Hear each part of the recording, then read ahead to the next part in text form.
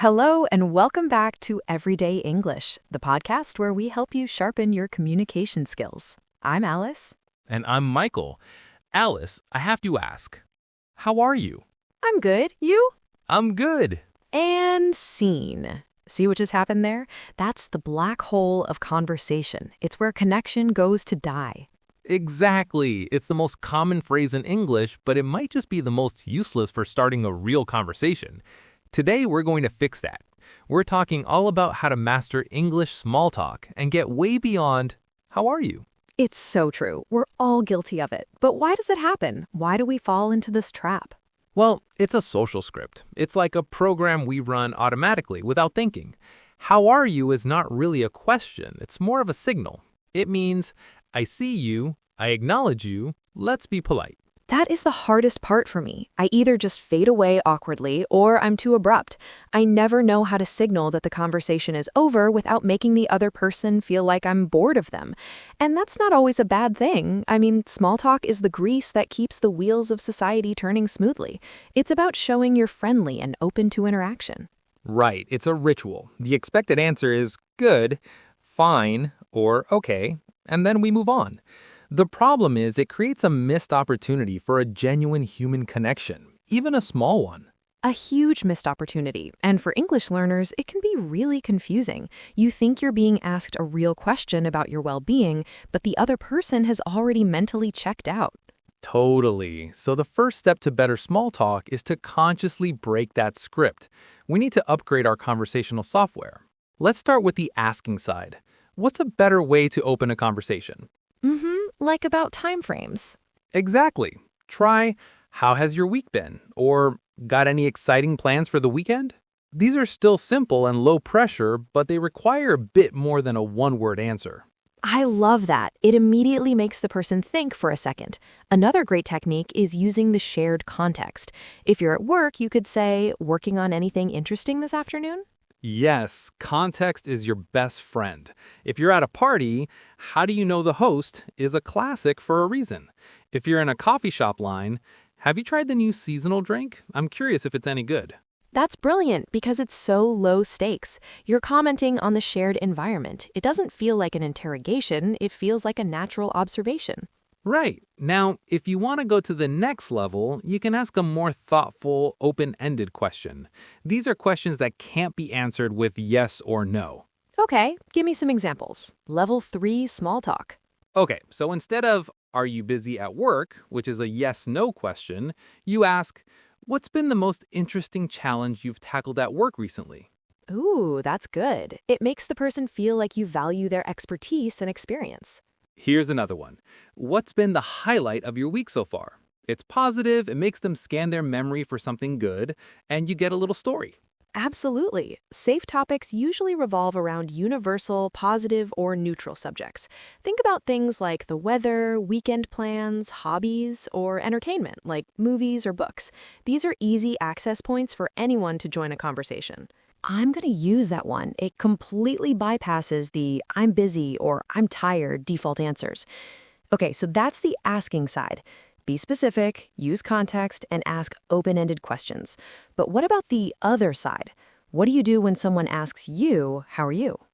This is just as important. You have the power to steer the conversation. The secret is to answer the question and then add a little extra detail, what I call a hook. A hook. I like that. So it's something for them to grab onto for a follow-up question? Precisely. So if someone asks, how are you? Instead of just good, try something like, I'm doing great actually. I just finished a really fascinating book. Ah, so the obvious follow-up is, oh yeah? What book was it? And boom, you're in a conversation. There you go. Or, I'm pretty busy, but I'm really looking forward to a hiking trip this weekend. The hook is the hiking trip. They can ask where you're going, who you're going with, if you've been before, so many options. The key is that the hook should be relatively simple and easy to understand. You don't want to launch into a 5-minute story. It's a teaser. I just tried a new recipe that actually worked. Or, my dog learned a new trick yesterday. That's a great point. Keep it light and positive.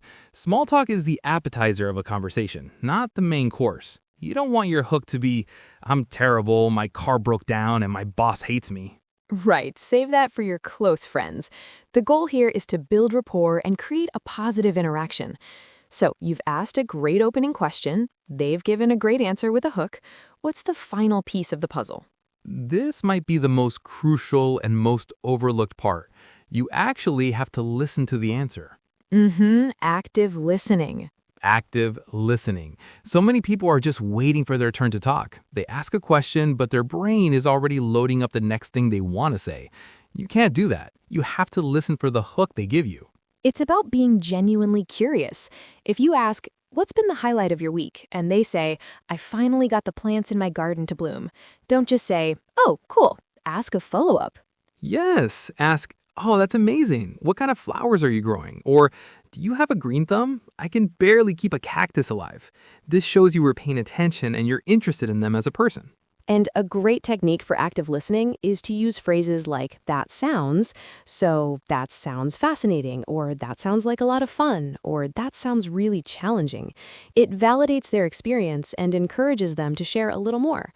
But there's another part of the conversation that can be just as tricky as the beginning, the end. How do you get out of a conversation without sounding rude or abrupt? That is the hardest part for me. I either just fade away awkwardly or I'm too abrupt. I never know how to signal that the conversation is over without making the other person feel like I'm bored of them. You've hit on a key fear. No one wants to be a conversation killer. The secret is to use exit lines that are polite, positive, and clear. They signal the conversation is ending, but they do it gracefully. Okay, here we go. "Hey, Michael, what's something that made you smile this week?" Oh, that's a great question. I was walking through the park yesterday and saw this little kid absolutely lose his mind with joy over a dog chasing a frisbee. It was just so pure. Aw, that sounds like such a lovely moment. It's amazing how little things like that can totally change your mood, isn't it? It really is. It reminded me I need to spend more time just observing the world. See? Look at that. In 30 seconds, we had a moment of shared humanity. We learned something about each other's perspective. So much better than, "Good, you?" 1,000 times better.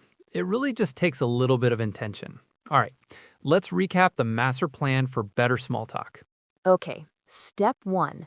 When you're asking, upgrade your question. Be more specific, use context, ask open-ended questions. Step 2, when you're answering, "How are you?" give a better answer. Answer honestly but briefly and add a small positive hook that they can ask about.